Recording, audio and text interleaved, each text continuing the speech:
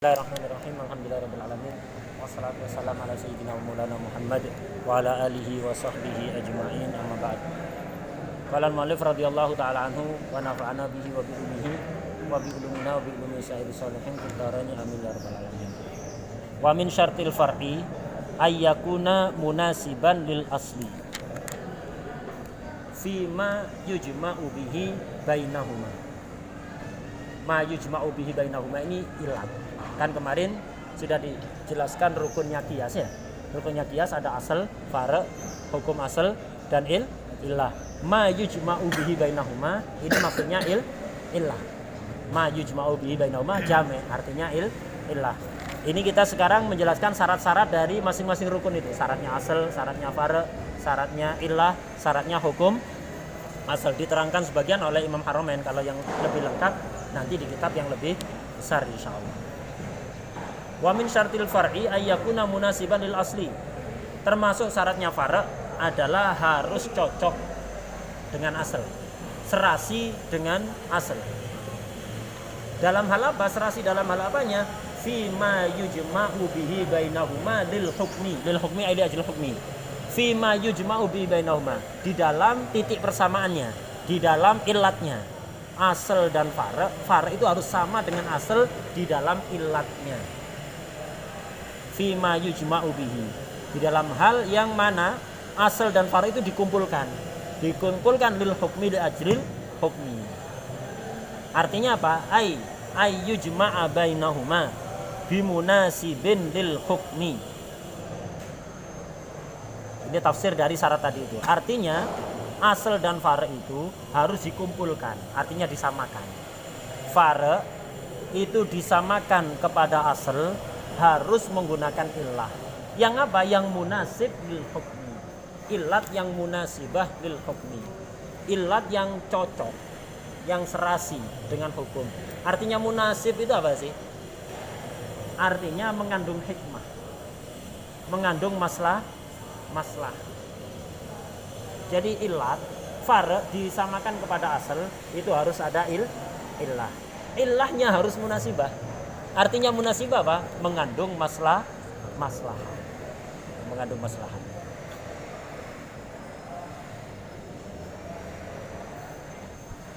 Jadi intinya far' kalau mau dikiaskan kepada asal harus punya kesamaan dalam ilat. Harus ada kesamaan dalam ilat. Ilat yang ada di asal harus ada pada far'. Dan ilat yang ada di asal itu munasib lil hukmi. Serasi dengan hukum.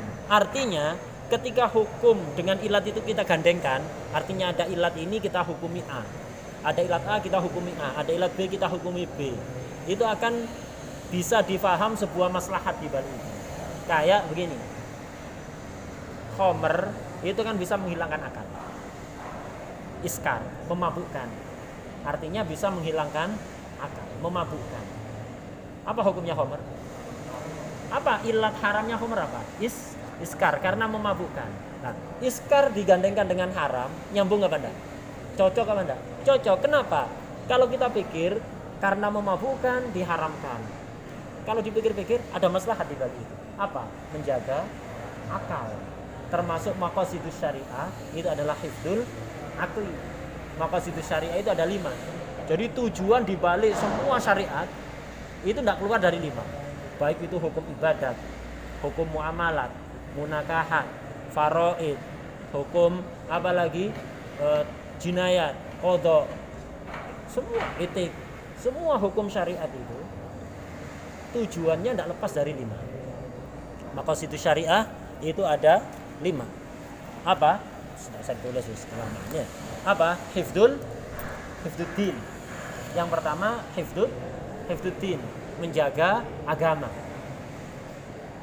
Yang kedua, ini urutannya dari yang paling berat. Pertama hifdzuddin, nomor 1. Kedua hifdzun nafsi, melindungi nyawa. Hifdzun nafsi ini namanya maqasidus syariah. Tujuan di balik syariat, hikmah di balik syariat hukum, baik itu perintah atau larangan, yang wajib, yang makruh, yang haram, yang mubah, yang jaiz, yang semuanya sudah, yang sunnah, pasti mengandung salah satu dari 5 ini. Pertama hifdzud din, kedua hifdzun nafas, melindungi nyawa. Nomor ketiga apa? Hifdzul aqli.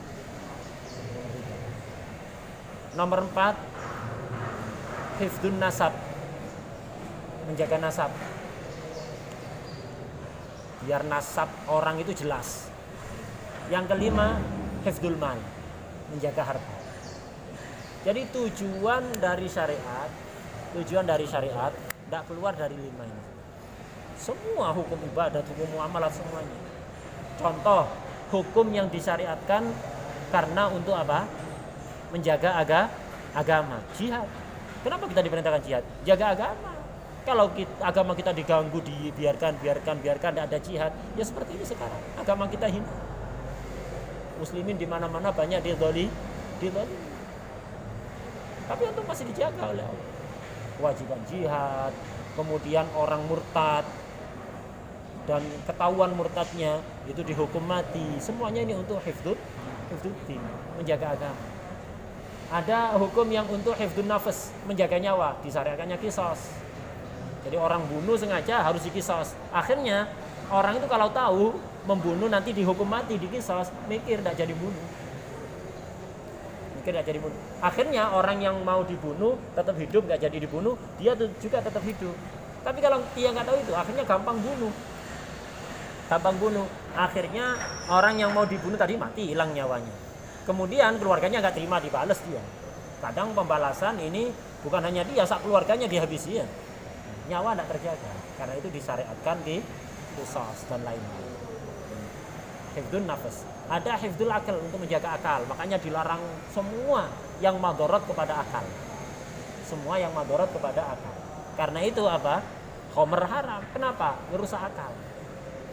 Ada lagi yang haram juga. Kenapa? Ngerusak akal. Semua permainan yang mabni ala takhmin. Jadi permainan itu yang mengandalkan pikiran itu makruh. Kayak catur, permainan kan, mengandalkan pikiran, makruh. Kenapa? Karena ada faedahnya. Makanya ada haram. Kenapa? Ada faedah melatih kecerdasan akal. Jadi mengembangkan akal. Cuma doyaul waqt, ada yang lebih afdal dibanding ini. Doyaul waqt akhirnya orang itu ghaflah an dzikrillah dan seterusnya. Bisa membuat orang itu lalai dari sholat dan seterusnya. Karena itu makruh. Tapi permainan yang mengandalkan untung-untungan, taraddud bainal ghurmi wal ghunmi. Jadi mabniun ala takhmin. Menangnya itu untung-untungan, haram. Semua permainan kayak itu, ular tangga, haram main ular tangga. Merusak akal. Akal tidak bekerja, wis buang-buang waktu, tidak ada manfaatnya pada akal, malah ngurangi kecerdasan. Tidak mikir. Otak tidak pernah dipakai, waktu dihabiskan untuk itu. Biasanya orang ketagihan kan main-main kayak gitu, tidak enggak ditinggalkan. Akalnya kurang, enggak dipakai. Haram, berbahaya pada akal. Ular tangga, monopoli, itu haram. Dadu, permainan yang mengandalkan dadu. Kenapa? Yang menang apa yang pinter? Enggak, yang bejo. Yang untung itu yang menang. Beda kalau catur, kalau enggak pinter enggak bakalan menang. Kalau enggak pinter enggak bakalan menang catur. Harus yang pinter yang menang. Nah, ini kalau kayak catur itu makruh. Tapi kalau yang mengandalkan ya termasuk apa? Hatta yang dari online, game-game online yang menangnya itu untung-untungan. Bukan mengandalkan keahlian, bukan mengandalkan kecerdasan, tapi untung-untungan. Domino Island ya, permainan-permainan yang ada di situ. Haram, hatta nggak ada judinya haram. Kalau ada judi haram 2 kali. Kalau ada judinya haram 2 kali. Hatta nggak ada judi haram. Kenapa? Hifdzul akal. Termasuk tujuan syariat itu adalah menjaga akal biar nggak rusak. Kemudian yang keempat hifdzun nasab, menjaga nasab. Karena itu dilarang zina. Kenapa? Dengan perzinahan nasab itu buyar, kacau nasab itu. Kalau nasab itu udah kacau, tidak akan terbentuk keluarga yang kondusif. Padahal negara itu bisa kondusif kalau keluarga-keluarga yang ada di negara itu kondusif. Akan tercipta orang hebat itu dari keluarga yang kondusif. Keluarga tidak kondusif tidak bakalan menciptakan generasi yang baik. Di rumahnya tiap hari bertengkar, tidak saling menyayangi, tidak saling peduli, semua saling cuek satu sama lain, nggak ada perhatian. Ya munculnya jadi orang-orang model kayak gitu, egois, cuek, nggak peduli. Nanti kalau jadi pemimpin, kira-kira jadi pemimpin model apa? Peduli pada rakyat, tak ada, yang penting dia kenyang sendiri. Menjaga nasab penting, kenapa? Ketika nasab itu jelas, orang kalau jelas ini waladi, sayang apa enggak? Tapi kalau dia nggak merasa, kayak hasil perzinahan itu enggak ngakui kan? Enggak ngakui. Jangan kan bapaknya ibunya lo buang di tempat sampah, banyak terjadi apa enggak? Itu dari hasil perzinahan. Zina itu akan begitu, mengacaukan nasab. Kalau nasab udah kacau, enggak ada kasih sayang antara ibu, bapak, anak, kakek, nenek, cucu, enggak ada. Artinya akhirnya dia nanti hidup tanpa kasih sayang. Nah kalau orangnya kebanyakan model kayak gitu, saat negara modelnya orang kayak gitu, tidak ada kasih sayang satu sama lain, tidak ada kepedulian. Padahal syariat kita mengajarkan apa? La yu'minu ahadukum hatta yuhibba li akhihi ma yuhibbu li nafsihi. Itu akan bisa terwujud orang punya akhlak seperti itu kalau dididik dengan di keluarga yang baik, yang saling menyayangi. Dia melihat sejak kecil contoh bagaimana saling menyayangi satu sama lain. Dan itu nasab. Karena itu diharamkan zina, ada hukuman zina, ada jalad, ada tagrib, ada rojam, ya kan, dan yang lain-lain. Disyariatkan nikah, itu semuanya untuk hifdzun nasab. Yang kelima hifdzul mal, makanya dilarang gosop, dilarang mencuri, ada had sarikoh, ada yang lain-lain, had qati utorik dan seterusnya ya. Syariat itu tidak keluar dari itu. Nah, ini balik kepada dars kita bahwa far itu syaratnya dalam qiyas itu ada asal ada far. Syaratnya far itu harus munasib lil asl, cocok dengan asal. Fima yujma'u bihi bainahuma lil hukmi. Cocok di dalam apanya? Di dalam ilatnya. Ai yujma'a bainahuma bimunasibin lil hukmi. Jadi asal dan far itu disyarat harus digabungkan, disamakan dengan ilat yang munasib, ilat yang cocok serasi dengan hukum. Ini mengandung dua syarat ini. Syarat ini satu tapi dua sebenarnya. Apa? Pertama, harus ada ilat yang menyamakan far dan asal. Ilatnya asal harus ada pada far. Kayak khomer, nas haram kan? Nas syariat haram. Apa ilatnya? Kan hurrimatul khomer. Jadi innamal khomru wal maisir wal azlamu rijsun min amali syaitan fajtanibu, jauhi, larangan, haram. Nahi ya dulu ala tahrim, haram. Khomer haram. Dilacak apa sih ilatnya haram? Oh, memabukkan. Sekarang ada nabid, minuman keras yang kan khomer yang terbuat dari anggur. Ada minuman keras yang terbuat dari anggur, dari alkohol misalnya, atau dari kurma, dari bahan-bahan yang lain, dari apel, dari tapi, atau dari apa yang lain, oplosan itu dan seterusnya. Ini mau kita samakan dengan khomer, berarti khomer asal. Kenapa? Ada dalilnya. Far belum ada kan? Mau kita haramkan, ya dilacak. Kalau mau disamakan dengan khomer, lacak. Khomer haram kenapa? Memabukkan. Lah nabid ini, alkohol ini memabukkan apa enggak? Kalau mau disamakan ya harus dipastikan ada enggak ilat iskar pada nabid. Oh ada. Ini syarat pertama ya. Jadi ilatnya asal harus ada pada far. Kemudian tidak cukup ada, harus munasib. Ilah itu harus munasibah, cocok dengan hukum itu cocok. Apa? Khomer diharamkan karena iskar. Memabukkan dan haram digandengkan, cocok apa enggak? Cocok. Ya memang seharusnya diharamkan. Kenapa? Menciptakan maslahat.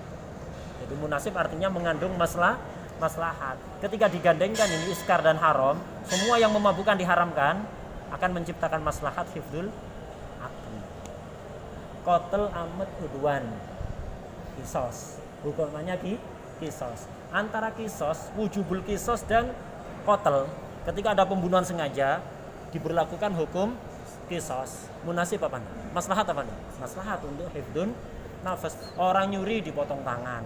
Munasib untuk meminimalisir pencurian, hifdzul mal dan seterusnya. Nah, ini munasib. Safar itu biasanya masyaqqat, dikasih keringanan. Pantas apa enggak? Pantas. Dikasih keringanan. Kenapa? Orang safar ini qit'atun minal adab. Sulit, masyaqqat. Karena itu layak dikasih keringanan. Makanya boleh jamak, boleh qashar, boleh enggak puasa dan seterusnya ya. Dengan syarat-syarat yang ma'ruf di fikih. Nah, ini namanya munasib. Menciptakan sebuah masalah mengandung masalah. Jadi intinya Imam Haramain di sini mengatakan illah aja di dua syarat ini. Far kalau mau disamakan dengan asal harus memiliki ilat yang ada pada asal. Kedua, ilatnya harus munasibah. Ilatnya asal itu harus munasibah, mengandung masalah. Baik munasibahnya itu dohiroh, kita bisa menangkapnya, atau enggak dohiroh. Kayak sabab wajibnya salat zuhur apa? Zawalus syams. Apa hubungannya wajibnya zuhur dengan zawalus syams? Ketemu tuh. Apa? Masalah di baliknya. Kenapa kok enggak sebelumnya misalnya? Lumayan kan enggak terlalu panas jam-jam segini salat zuhur ya kan? Zuhur kan waktunya ngantuk-ngantuknya ya. Enak-enaknya qailula harus bangun. Ya. Kenapa? Ketemu Ustaz. Kenapa 4 rakaat? Enggak tahu ya. Jadi yang jelas harus ada munasibah. Baik munasibah itu zahir, tampak atau khafiyah. Yang penting yang jelas pasti ada munasabah. Nah, jadi dari nas ini tampak Imam Haramain itu mensyaratkan munasabah dalam ilat. Jadi ilat itu harus munasabah, harus serasi dengan apa? Dengan hukum. Ini masalah khilafiyah. Jumhur Syafi'iyah tidak mensyaratkan. Jadi ilat itu tidak harus munasibah. Ilat itu kan tanda. Namanya tanda tidak harus nyambung. Misal ada sebuah perumahan bikin istilah tanda dilarang parkir itu misalnya tandanya gambar kacang. Jadi di perumahan itu misalnya tanda dilarang parkir dikasih tulisan. Kalau biasanya kan di tempat-tempat parkir kan ada tulisan P dicoret, iya kan? Itu munasibah kan, pantas P dicoret artinya parkir, dicoret artinya dilarang parkir, munasibah kan. Tapi kalau kemudian di sebuah perumahan misalnya bikin istilah sendiri, dilarang parkir dikasih gambar kacang, boleh apa enggak? Istilah sendiri mereka bikin kesepakatan kayak gitu, boleh apa enggak? Boleh, sekedar tanda kok. Apa hubungan tidak boleh parkir ambil kacang gitu? Enggak harus ada hubungan. Istilah kita kok. Kayak apa? Pos kamling itu loh. Kalau tanda kebakaran tank 3 kali. Apa hubungannya kebakaran dengan tank 3 kali? Kalau ada pencurian tank 5 kali. Apa hubungannya? Tank 5 kali. Kenapa bukan yang 3 kali? Ada munasabah di sini. Boleh apa enggak itu? Oh, nah begitu juga ilat dalam syariat. Ilat itu artinya tanda. Allah ngasih tanda. Kan ilat itu bisa dilacak. Ada caranya nanti. Di kitab ini enggak diterangkan. Ilat itu dilacak, bukan ngarang. Ulama itu ilat itu bukan ngarang. Hanya melacak. Allah sudah menunjukkan ilat, ngasih tahu ilatnya. Cuman perlu dilacak dengan caranya masing-masing nanti. Nah, apa harus tanda itu cocok dengan munasabah dengan aturannya? Tidak harus. Ilat dengan hukum harus tidak harus. Dan itu jumhur Syafi'iyah begitu. Jumhur Syafi'iyah tidak mensyaratkan munasabah. Ilat itu tidak harus munasabah. Tapi di sini Imam Haramain dari ibarat ini terkesan mensyaratkan munasabah. Harus munasabah. Kalau jumhur Syafi'iyah tidak harus munasabah.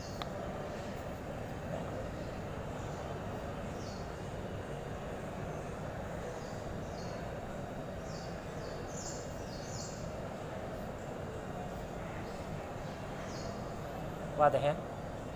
Ada pertanyaan?